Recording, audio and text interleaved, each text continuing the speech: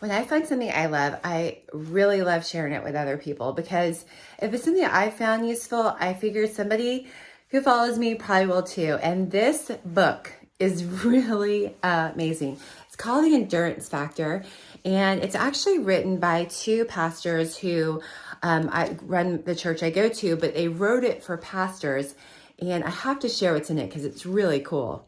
So I tabbed a million pages, but one thing that really stuck out, I even underlined it, was how all of us are looking to get our cup filled, and we're often searching in all the wrong places. Like, just so many people, even pastors, are walking around with their cup empty, and they're looking for people whose cup is also empty or half empty to fill it, when the only person that can fill it is God. And it says here, hey, you have a Father who delights in you. He longs to fill not just your leaky cup, but your aching heart, to convince you that you can't earn security or significance. You already have it to its fullest. Know it, receive it, delight in it. Wow, how hard is that to do? I love this, and will read it often just to remind myself of how loved I am and how the only one that can fill my cup is God. The other thing that really stuck out is how so many of us, most of us, are searching for significance or love or money or all of these things, when that's not really what our purpose is or what life's about. And nothing, even when you get those things you're searching for, will make you happy. You're always going to want more. And I have learned that firsthand. I've always been striving and wanting more and wanting this and wanting that. And when I just read this, and like it says here, God's love fills the gaping hole in our souls. It like really dug deep in my heart. And it talks about idols and how really anything is an idol that is more important than God. Anything that absorbs your heart and your imagination more than God.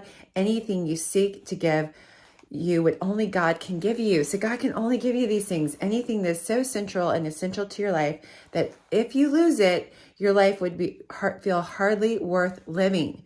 That's what we do. We place all these things as idols, and we're so worried about losing them.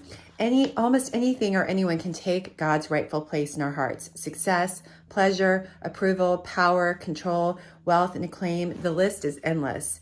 It's what occupies our daydreams when we have nothing else to think about, and it's what inflames fear and anger when anyone gets in our way of acquiring it.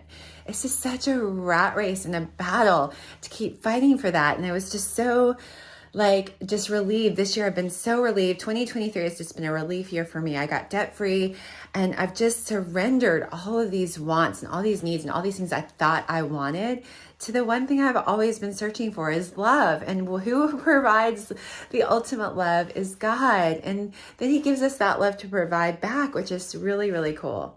As you could tell, I could go on and on about this book. It's so good. It's really small too. It's like 100 and some odd pages. And it's just really a quick read. It took me about a week to read.